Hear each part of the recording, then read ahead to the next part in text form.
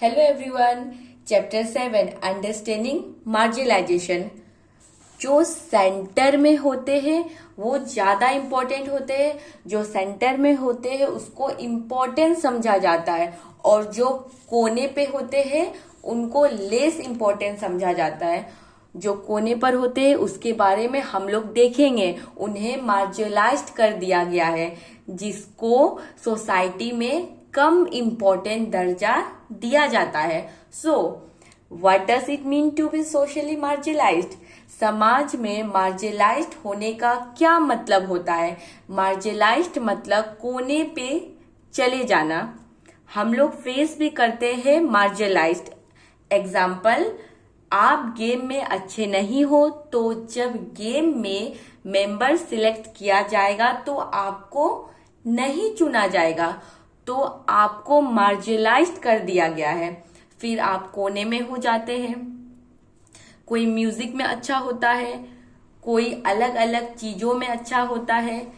जो अच्छा होता है वो सेंटर में आ जाता है, वो अट्रैक्शन बन जाता है सेंटर का। और जो कम अच्छा होता है वो मार्जिनलाइज्ड हो जाता है या कोने में हो जाता है। ये सारी की सारी चीजें हम लोग कई बार एक्सपीरियंस करते हैं। जैसे क्लासरूम में होता है वैसे ही सोसाइटी में कुछ ग्रुप ऑफ पीपल है, कुछ ग्रुप ऑफ कम्युनिटीज है जिनके साथ ऐसा हुआ है, उसको उनको फील हुआ है कि वो उनको अलग कर दिया गया है, मार्जिनलाइज कर दिया गया है, क्योंकि वो अलग लैंग्वेज बोलते हैं। सोसाइटी में कम्युनिटीज के लोग मार्जिनलाइज कैसे होते हैं?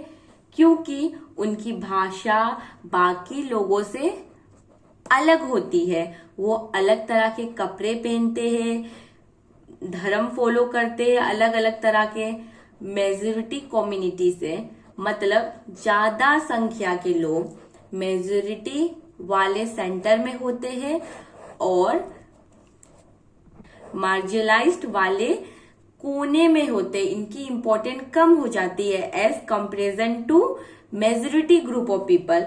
मार्जिनलाइज्ड कई बार लोग इसलिए भी हो जाते हैं क्योंकि उनके पास पैसे की कमी होती है, उनका सोशल स्टेटस लो होता है।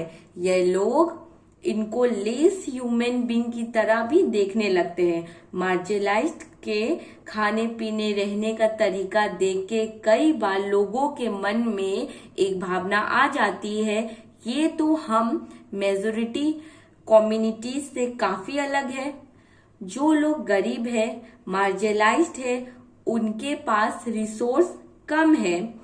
जो चीजें आप यूज करते हैं उनके पास पैसे की कमी होती है, कपड़े की, खाने की, रहने की कमी होती है, हर चीज की कमी होती है। तो इस तरह के ग्रुप मार्जिनलाइज्ड हो जाते हैं और अपने अधिकार को पूरी तरह से मांग नहीं पाते। उसका एक्सपीरियंस डिसएडवांटेज का होता है। ऐसे लोगों को जो कि मार्जिनलाइज्ड है उसको फीलिंग आती है हमारे पास चीजों की कमी है, पावरलेस फील होता है। उनको लगता है कि उनके पास ताकत ही नहीं है पैसे वाले लोग के सामने, जो हाई कास्ट हाई सोसाइटी में रहते हैं। ठीक, फिर उनके पास लैंड की कमी होती है, पैसे, एजुकेशन, पॉलिटिकली पावरफुल नहीं होते हैं। पॉलिटिकल फैक्टर में उन लोगों को इसलिए लगता है कि ये कम है, ऐसे ग्रुप को सोसाइटी में मार्जिनलाइज्ड फील होता है। स्टोरी देखते हैं। Adivasis and marginalisation.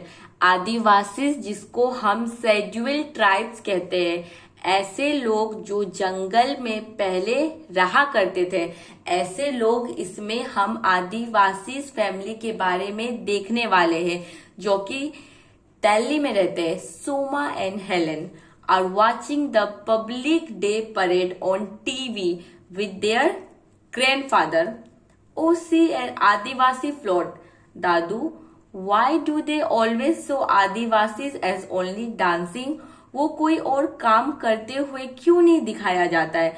दादू बोलते हैं आदिवासी की लाइफ बस डांस तक सीमित नहीं है, आदिवासी की लाइफ काफी रिच है, वो काफी सारे काम करती है।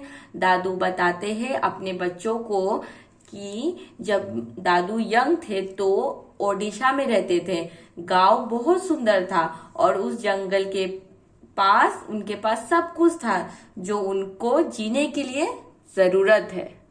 उनके पास जमीन थी, जंगल के आसपास जंगल में रिवर थी, मतलब जो भी चीजें उनको जिंदा रहने के लिए चाहिए वो सब थी। फिर सडनली हम लोग को बताया गया सदियों से हम जिस जंगल में रह रहे हैं अब वो हमारी नहीं है। ऑफिसर्स आए, कंट्रैक्टर्स आए, उन्होंने काफी सारे जंगल कटवाने शुरू कर दिए।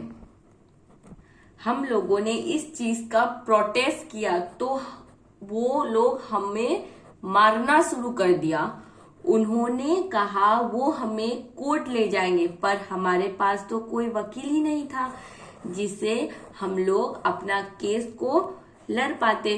फिर ये बच्ची पूछती है ठीक कि फिर आपने कैसे सरवाइव किया।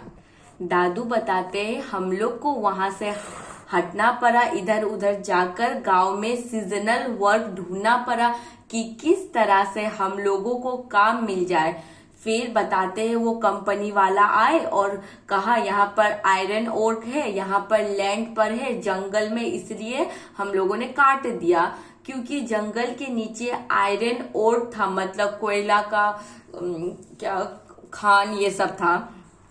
उन्होंने कहा वो हमें जॉब देंगे और हम लोगों से सस्ते दाम में जमीन खरीद ली गई।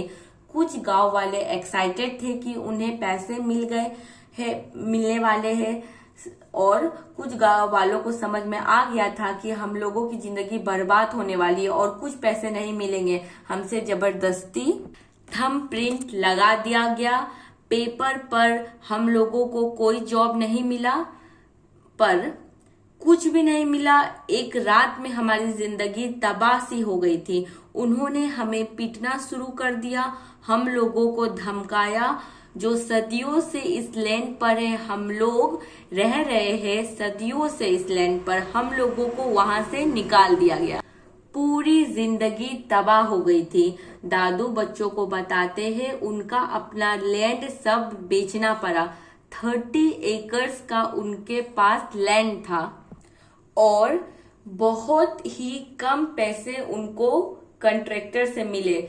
जो फ्रेंड्स उनके गांव में थे उन्होंने उस फ्रेंड को दोबारा कभी नहीं देखा। जो पैसे दादू को कॉन्ट्रैक्टर से मिले वो बहुत ही कम समय तक रहे और उसके पास और कोई भी जीने का जरिया नहीं बचा था।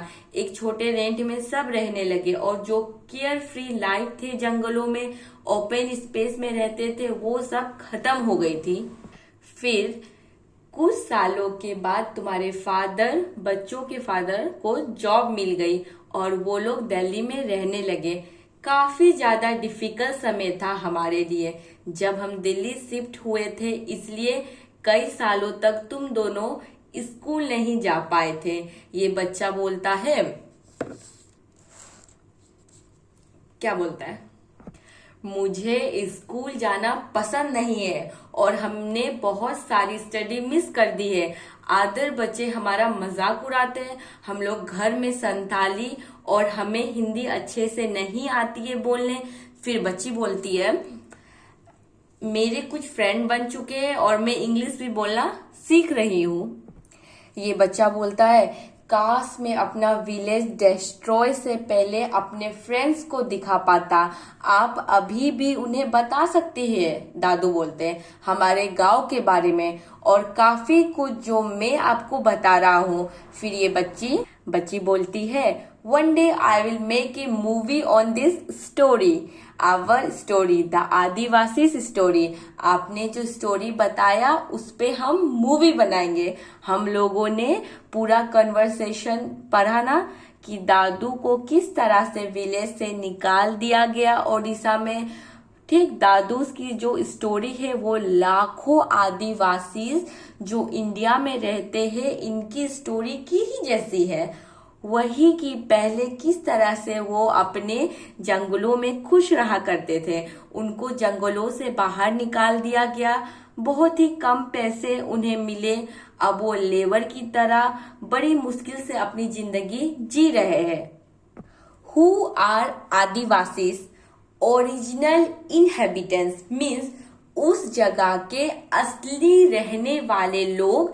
ये कम्युनिटीज जो कि पार्टिकुलर जगह पर कई सालों तक रह रही है, उनके क्लोज एसोसिएशन है जंगलों के साथ, जंगलों के आसपास रहती है, उनको जंगलों और पेड़ों के बारे में काफी अच्छी नॉलेज रहती है।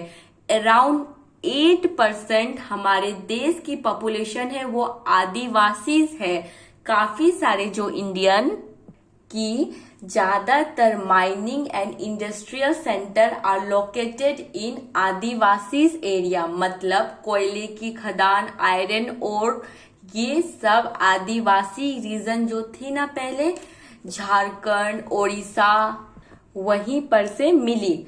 जो माइनिंग इंडस्ट्री सेंटर्स है वो आदिवासी एरिया में ही लोकेटेड है, जैसे जमशेदपुर, रोकेला, बोकारो, भिलाई एवं आदर। इसके अलावा आदिवासी रीजन है जहां लोकेटेड है ये सब इंडस्ट्रीज। आज वहां बड़ी बड़ी फैक्ट्रीज लग पड़ी है। आदिवासी जो होमोजेनिस नहीं है, एक जैसी पॉपुलेशन नहीं है, लगभग 500 डिफरेंट आदिवासी ग्रुप है इंडिया में। आदिवासी ज्यादातर छत्तीसगढ़, झारखंड, मध्य प्रदेश, ओडिशा, गुजरात, महाराष्ट्र, राजस्थान, आंध्र प्रदेश, वेस्ट बंगाल में है। और जैसे नॉर्थ ईस्टर्न स्टेट जैसे अरुणाचल प्रदेश, आसाम, मणिपुर, मेघालय, मिजोरम, नागालैंड एंड त्रिपुरा, इस सारे स्टेट में हमारे देश में आदिवासी मिलते हैं। ओडिशा में 60 से ज्यादा डिफरेंट ट्राइबल ग्रुप है, काफी ज्यादा अलग होती है सिटी के लोगों की रहने वाली लाइफ से। आदिवासी की लाइफ काफी अलग है, ऊंच नीच कम होती है आदिवासी में, इसलिए वो काफी ज्यादा अलग है बाकी सारे कम्युनिटीज से। जाति वर्णा ये सब आदिवासी सोसाइटी में देखने को नहीं मिलती है कि किंग रूल करेगा ये सब। आदिवासियों का अलग अलग धर्म होता है जो कि इस्लाम, हिंदू, क्रिश्चियनिटी ये सबसे अलग होती है। अपने एंसेस्टर्स, पूर्वजों की पूजा करते हैं एंड कुछ नेचुरल स्पिरिट होती है जिनसे वो एसोसिएट होते हैं इन variation seeds like land space, mountains, reverse, animals की पूजा ज्यादातर आदिवासी लोग करते हैं। मतलब ये सब देखो, रीडिंग कर लेना 1 2 3 4। विलेज स्पिरिट मतलब गांव के एक देवी देवता होते हैं, वो उनको वर्शिप करते हैं। गार्डन के अंदर ये लोग पूजा पाठ करते हैं। इनकी गांव की बाउंड्री में ही इनका पूरा का पूरा एंसेस्टर्स होता है। मतलब पूर्वजों की पूजा ये करते हैं अपने गांव के आसपास के एरिया में ही। एडिशनली आदिवासी इन्फ्लुएंस्ड हुए हैं डिफरेंट सराउंडिंग रिलीजन से, लाइक बहुत सारे हैं, ये देखो, ये वन बुद्धिस्ट, ये क्रिश्चियनिटी, ठीक। मतलब इनका अलग कल्चर होता है और काफी जो मेन स्ट्रीम्स मीन्स ज्यादा पॉपुलेशन के जो ग्रुप है रिलीजन, जैसे कि क्रिश्चियनिटी, बुद्धिस्ट, ये सबसे आदिवासी काफी इन्फ्लुएंस हुए हैं। साथ साथ ही आदिवासी ने भी अपने जो आसपास के जो डोमिनेंट रीजन है ना, काफी इन्फ्लुएंस किया है अपने से, ठीक। एग्जाम्पल्स यहाँ दिया हुआ है, देखो example, Jagannath cult of Odisha and Shakti and tantric tradition in Bengal and Assam, ये काफी इन्फ्लुएंस है आदिवासी ट्रेडिशन से। ड्यूरिंग 19th सेंचुरी काफी सारे आदिवासी क्रिश्चियनिटी में कन्वर्ट हो गए थे, क्योंकि जब अंग्रेज भारत में आए थे तो काफी सारे आदिवासी को कन्वर्ट कर दिया था क्रिश्चियनिटी में। अब आदिवासी में क्रिश्चियनिटी काफी ज्यादा पॉपुलर है। काफी सारे आदिवासी अब क्रिश्चियन धर्म को फॉलो करते हैं। आज के टाइम पर आदिवासी की अपनी अलग भाषा होती है, काफी ज्यादा डिफरेंट होती है पुरानी संस्कृत से, मेन स्ट्रीम से। जो इंडियन लैंग्वेज है संस्कृत से काफी ज्यादा बंगाली संथाली को इन्फ्लुएंस किया है। बाकी इनकी जो लैंग्वेज है काफी अलग है जो हमें देखने को मिलती है। सबसे ज्यादा आदिवासी संथाली बोलते हैं। संथाली काफी ज्यादा पॉपुलर लैंग्वेज है, आपको इंटरनेट में भी काफी चीजें मिल जाएगी इसके बारे में, ठीक। फिर ये देखो 2 इमेज दिया गया है ट्राइबल ग्रुप्स की जो कि ट्रेडिशनल कपड़े पहने हैं। कई हम इनको हमेशा ऐसे सोचते हैं कि हमेशा ये ऐसे ही पहनते हैं कपड़े, बैकवर्ड है हमेशा, लेकिन ऐसा बिल्कुल भी नहीं है। नेक्स्ट क्लास में आदिवासीज एंड स्टीरियोटाइपिंग देखेंगे। Okay everyone, thank you so much.